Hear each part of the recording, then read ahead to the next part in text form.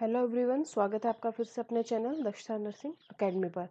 आज हम अपना जो है सीआईपी रांची का जो फॉर्म निकला हुआ है उसको किस तरह से हम स्टेप बाय स्टेप किस तरह से फॉर्म भरना है उसके बारे में जानेंगे। क्लियर है? काफ़ी स्टूडेंट की रिक्वेस्ट थी, कमेंट्स थे कि जो स्टेप बाय स्टेप किस तरह से सीआईपी रांची का फॉर्म भरना है, एक सेंट्रल गवर्नमेंट की वैकेंसी है, उसके बारे में बताइए। तो आज हम विस्तार से इसको समझेंगे।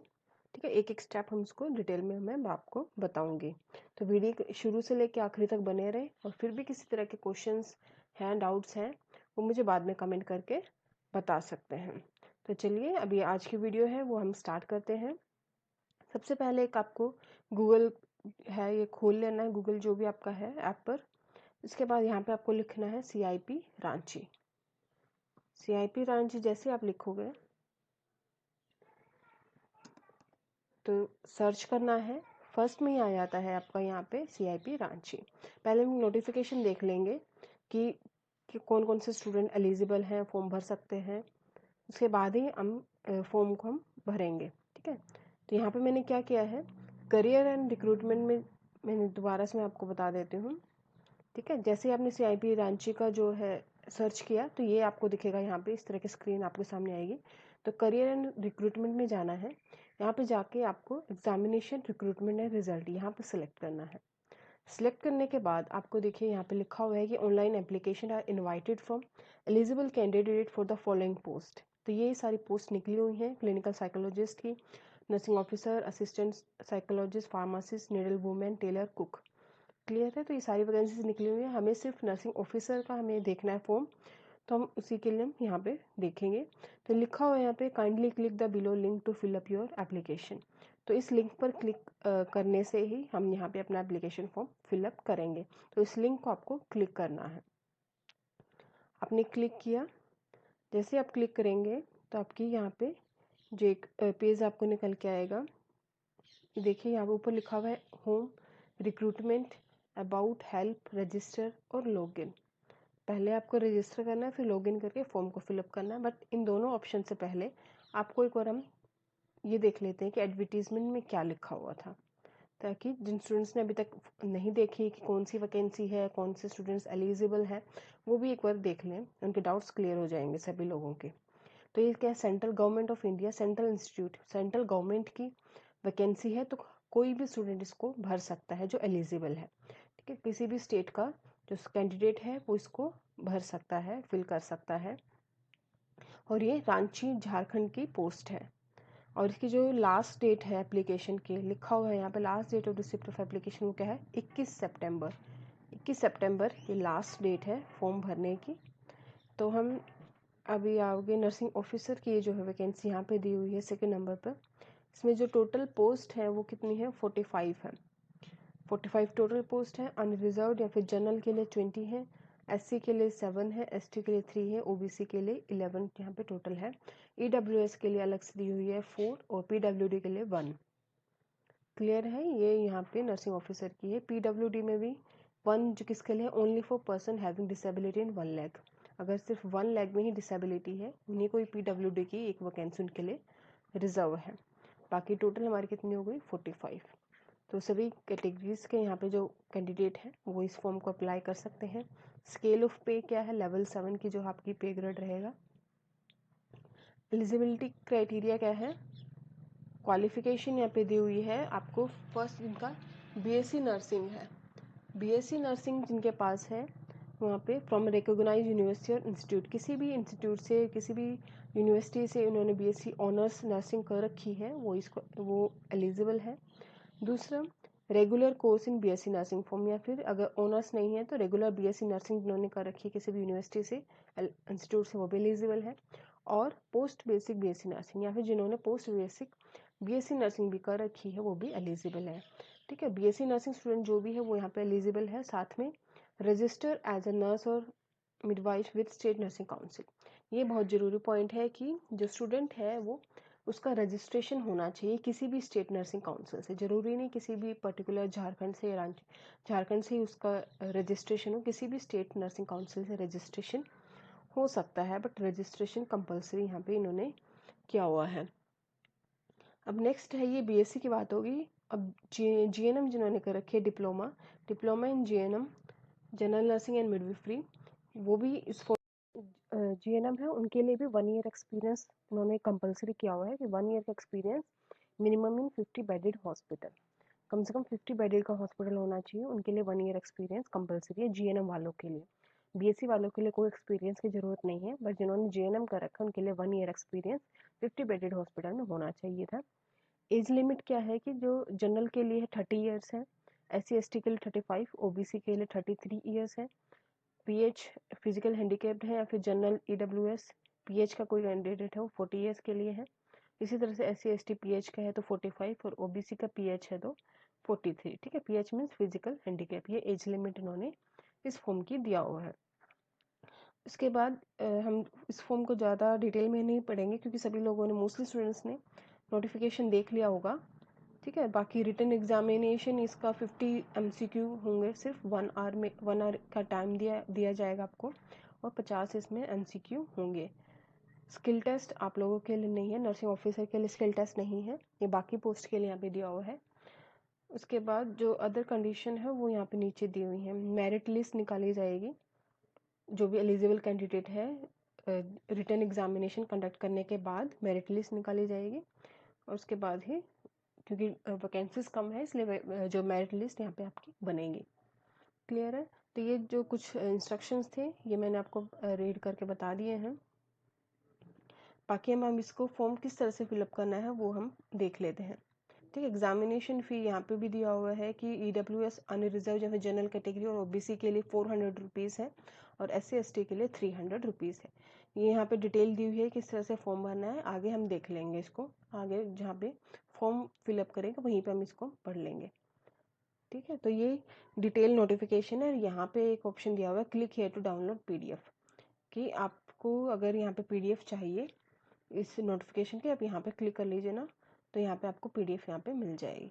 तो ये हमारा डिटेल नोटिफिकेशन भी हमने एक बार देख लिया है। जिन स्टूडेंट्स ने अभी तक एडवर्टीजमेंट नहीं देखी थी, नहीं पता था उनको, वो उन स्टूडेंट्स को भी पता चल गया है। अभी हम इसको फॉर्म कैसे भरना है वहाँ पे आते हैं, अपना जो मेन टॉपिक है।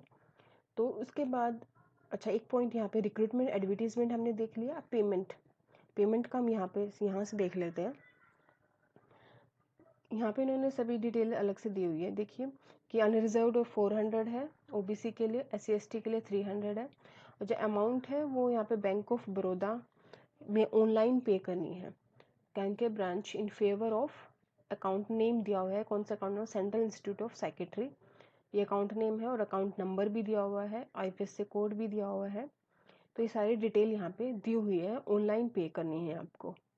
ठीक है, इसके बाद अपलोड्स में जो भी आप क्या आगे फॉर्म में अंदर आपको क्या क्या अपलोड करना है वो भी पहले से आप अपने पास चीज़ों को रख लीजिए। फ़ोटो आपको चाहिए, शुड बी क्लियर फ़ोटो होनी चाहिए और साइज़ का, फ़ोटो का साइज़ दिया हुआ है 50 KB, 50 KB से कम का ही साइज़ होना चाहिए। विड्थ और हाइट दी हुई है 250 पिक्सल और हाइट इसकी 300 पिक्सल दी हुई है। तो ये फ़ोटो आपकी इस तरह की डिटेल, फ़ोटो की डिटेल यहाँ पे इस तरह पे यहाँ पे दी गई हुई है। सिग्नेचर के लिए क्या है, जो साइज़ है वो 30 KB दिया हुआ है, क्लियर होने चाहिए और साइज़ 30 KB, विड्थ 150 पिक्सल और हाइट कितनी है 20 पिक्सल। और इस तरह से डॉक्यूमेंट क्या है कि all required documents in 1 PDF। आपको क्या करना है कि जितने भी रिक्वायर्ड डॉक्यूमेंट हैं, तो यहाँ पे कौन कौन से होंगे रिक्वायर्ड, जैसे आपकी जो 4th ईयर की जो मार्कशीट होती है वो आप अपलोड कर देना, जिसमें सभी ईयर्स के मार्क्स लिखे होते हैं, 1st 2nd 3rd 4th year, तो 4th वाली जो मार्कशीट है उसको अपलोड कर दीजिए। या फिर आप अलग अलग से भी कर सकते हैं कि 1st ईयर की, 2nd year, 3rd 4th year, वो आपके ऊपर है। नहीं तो 4th ईयर की आप एक साथ अपलोड कर दीजिए जिसमें सभी ईयर्स के मार्क्स लिखे होते हैं, क्योंकि साइज़ यहाँ पे दिया हुआ है 2 MB तक ही वो PDF होनी चाहिए।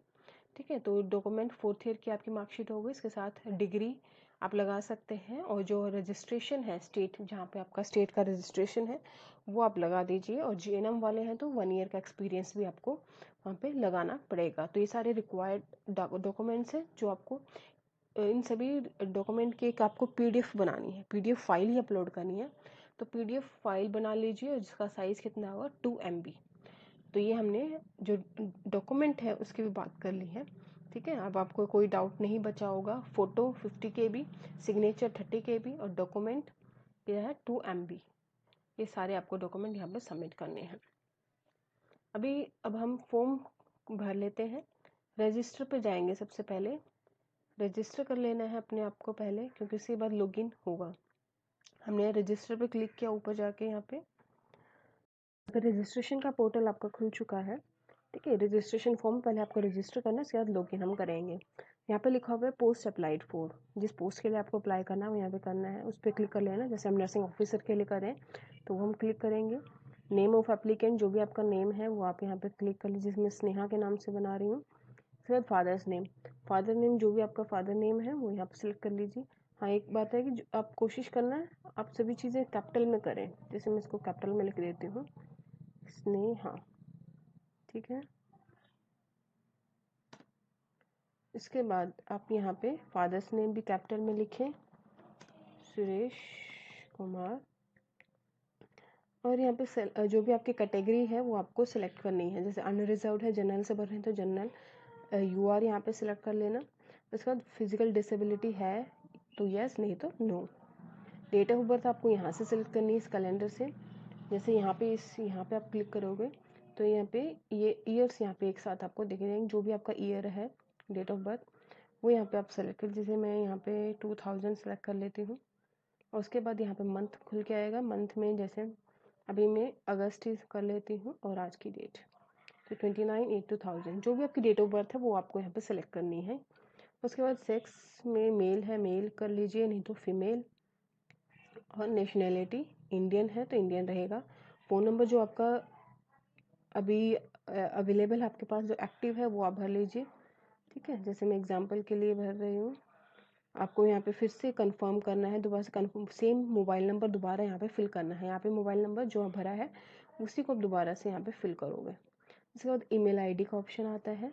जो भी आपकी एक्टिव ईमेल आईडी है जिसका पासवर्ड आपको पता हो उस ईमेल आईडी को यहाँ पे भर दीजिए। यहाँ पे मैंने अपनी ईमेल आईडी भर दी। उसके बाद फिर से कंफर्म करना है, सेम ईमेल आईडी फिर से यहाँ पे लिखनी है। तो मैं यहाँ पे फिर से अपनी जो आईडी है वो लिख देती हूँ।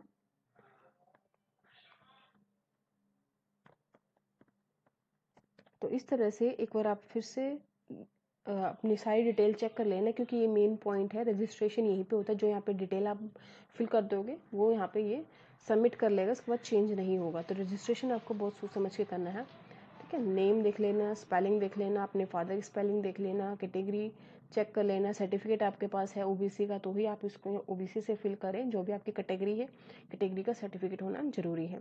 फिजिकल डिसेबिलिटी अगर ही है यस तो उसका सर्टिफिकेट भी होता है, वो भी ज़रूरी है। ठीक है, तो डॉक्यूमेंट में भी आपको अपना जो अपलोड करोगे उसमें कैटेगरी का जो है वो भी अपलोड करना है। ठीक है, वहाँ पे मैं मेंशन करना भूल गई थी। तो कैटेगरी का जो है आपके पास सर्टिफिकेट वो भी यहाँ पे अपलोड करना है। फिजिकल डिसेबिलिटी का जिनके पास सर्टिफिकेट है वो भी अपलोड कर सकते हैं। ठीक है, साइज़ आप देख लेना पीडीएफ को, उस हिसाब से डॉक्यूमेंट अपलोड कर देना जो भी नेसेसरी है। डेट ऑफ बर्थ चेक कर लेना।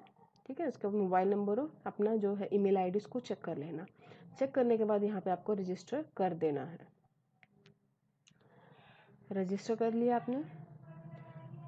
देखिए यहाँ पे लिख दिया congratulation candidate you are successful register for nursing officer. तो यहाँ पे आपको रजिस्टर्ड आईडी आपकी जो आ जाएगी और पासवर्ड क्या है वो यहाँ पे लिखा रहेगा। ठीक है, पासवर्ड आप ध्यान से देखोगे तो आपकी डेट ऑफ बर्थ ही होती है और जो ईमेल आईडी आपने रजिस्टर की है। ठीक है, तो इस इन्फॉर्मेशन को आपको सेव कर लेना, याद रख लेना है। अगर आपको याद ही रहेगा, वैसे पासवर्ड डेट ऑफ बर्थ है और ईमेल आईडी जो भी आपकी है, तो ये आपका रजिस्ट्रेशन इस तरह से हो जाता है। ठीक है, आप रजिस्ट्रेशन करेंगे। ये देख लीजिए, मैं एक चीज़ आपको दिखा देती हूँ यहाँ पे। अब अच्छा ठीक है, बाद में देखते हैं। तो फिर जैसे ही आप रजिस्ट्रेशन करने के बाद अब आप इसको लॉगिन कर सकते हैं। यहाँ पे लॉगिन कीजिए। तो लॉगिन करने पे आपको देखिए फिर से यहाँ पे आपको लॉगिन डिटेल आपको फिल करनी है। लॉगिन डिटेल में आप किस पोस्ट के लिए कर रहे हैं, nursing officer. Enter your register number, जो आपने ईमेल आईडी भरी है वो यहाँ पे आपको फिल करनी है। और पासवर्ड जो भी आपका था क्या था, जैसे मैंने आज की जो है 29/08/2000। ठीक है, आपको पासवर्ड आपकी डेट ऑफ बर्थ है वो आपको फिल करना है। यहाँ पे नीचे लिखा हुआ है password is your date of birth. ठीक है, वो है वही आपका पासवर्ड है। तो उसके बाद आपको लॉगिन कर देना है। लॉगिन करने के बाद you are now logged in successfully, आप लॉग इन हो चुके हो इस साइट पे, ठीक है। आप स्नेहा किम जो भी आपका नाम है उसके नाम से यहाँ पे लॉग इन हो चुके हो, ठीक है। तो यहाँ पे अब देखिए यहाँ पे ऑप्शन चेंज हो गया, एप्लीकेशन स्टेटस लॉग आउट। तो एप्लीकेशन आपका अलग से एप्लीकेशन फॉर्म यहाँ पे फिल हो रहा है, आप क्लिक करेंगे तो यहाँ पे डिटेल आ जाएंगी। देखिए ये देखिए ये आपका एप्लीकेशन फॉर्म है।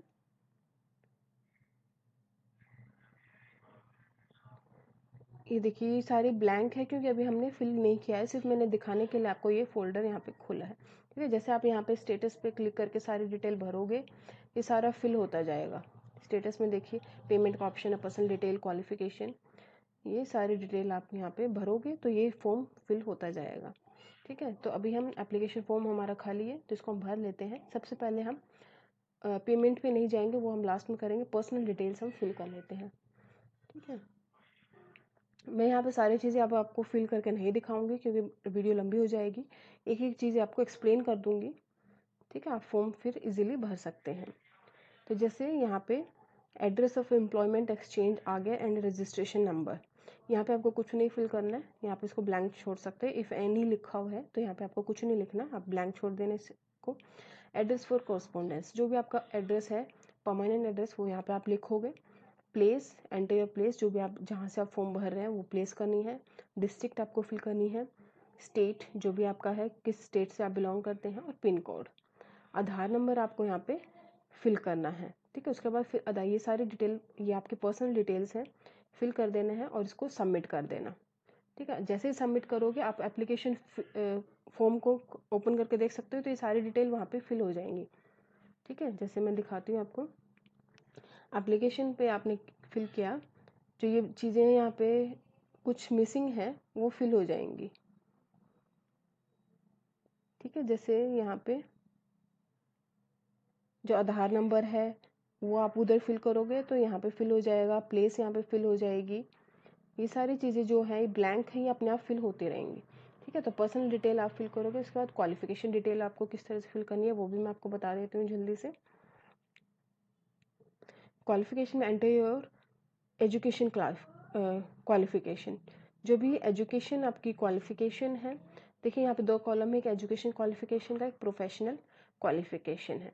प्रोफेशनल क्वालिफिकेशन आपकी जैसे जीएनएम और बीएससी है वो डिटेल यहाँ पे होती है, ठीक है। प्रोफेशनल में वही आता है, इसलिए आप यहाँ पे एजुकेशन में आपका 12th के जो मार्क्स है वो भर सकते हो, ठीक है। क्वालिफिकेशन आपको जैसे +2 यहाँ पे लिख लेना, 12th पास, 12th लिख देना। बोर्ड जिस बोर्ड से आपसे किया है, आपने सीबीएसई किससे किया है, सीबीएसई या फिर जो भी आपका बोर्ड है वो यहाँ पे फिल करना।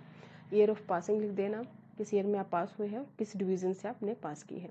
तो यहाँ पे अपनी एजुकेशन क्वालिफिकेशन, और नेक्स्ट में आपको प्रोफेशनल क्वालिफिकेशन यानी जीएनएम या फिर बीएससी की यहाँ पे आपकी डिटेल भरनी है कि आपकी क्वालिफिकेशन बीएससी है या फिर जीएनएम है, किस बोर्ड से, यूनिवर्सिटी से, इंस्टीट्यूट से आपने किया है जीएनएम या फिर बीएससी, ईयर ऑफ पासिंग किस ईयर में पास हुए हैं, और डिवीज़न, तो यहाँ पे भी सेम आपको भरना है। उसके बाद एक्सपीरियंस आ जाता है, एक्सपीरियंस में आपका जो लास्ट एक्सपीरियंस है, जैसे काफ़ी साल का एक्सपीरियंस होगा कई स्टूडेंट्स का, तो अब जो लास्ट एक्सपीरियंस है वही आप फिल कर देना क्योंकि एक ही ऑप्शन यहाँ पे दिया हुआ है इन्होंने।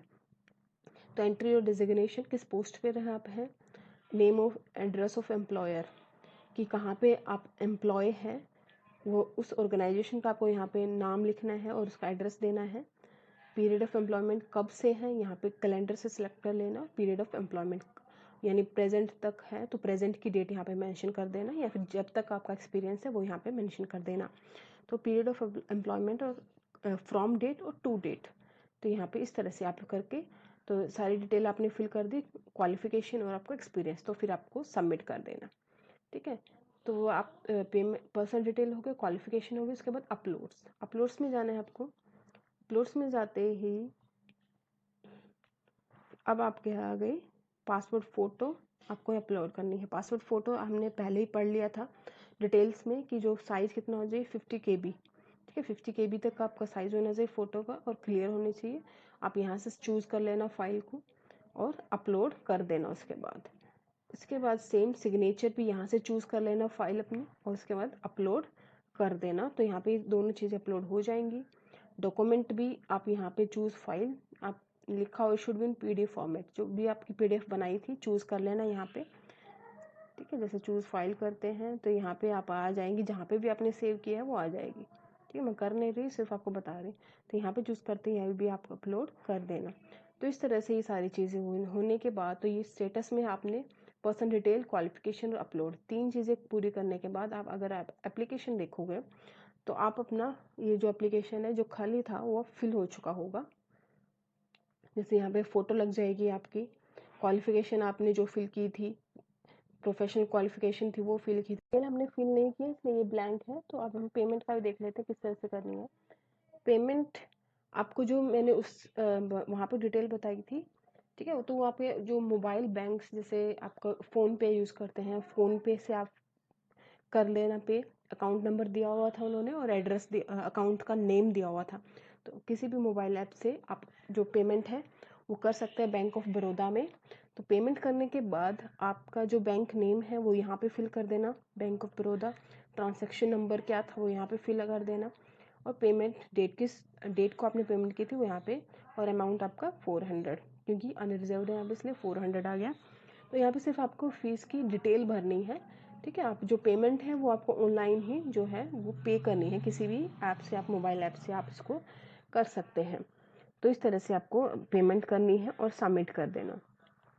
तो इस आपका फॉर्म यहाँ पे लगभग पूरा हो चुका है, आपका कोई कॉलम अभी खाली नहीं रहेगा।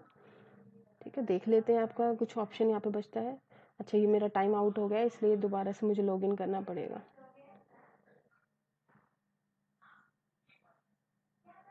जैसे मैं फिर से फटाफट लॉगिन कर लेती हूँ।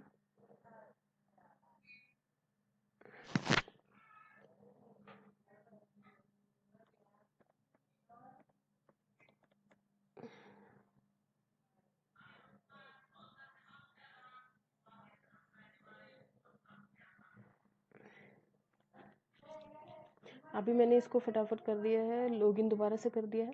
तो हमने सारी डिटेल भर दी, payment, person detail, qualification detail, upload. अभी हम एक बार एप्लीकेशन दोबारा चेक कर लेते हैं, ठीक है, क्या हमारा रह गया था। वैसे हमने फिल नहीं किया है मगर मैंने सारी चीज़ें आपको बता दी हैं। तो फ़ोटो यहाँ पे आपकी आ जाएगी। ठीक है, बाकी ये सारी रजिस्ट्रेशन में हमने फिल कर लिया था इसलिए यहाँ पे आ गया है। क्वालिफिकेशन आपकी ऐड हो गई, इसके बाद प्रोफेशनल क्वालिफिकेशन भी आपके इधर आ जाएगी। एक्सपीरियंस आपका यहाँ पे अपने आप फिल हो जाएगा और पेमेंट डिटेल्स आपकी इधर आ जाएंगी। ठीक है, तो यहाँ पे आधार नंबर आ जाएगा, एड्रेस, प्लेस से यहाँ पे फिल हो जाएगी, और सिग्नेचर आपने किया था सिग्नेचर यहाँ पे अपलोड हो जाएंगे।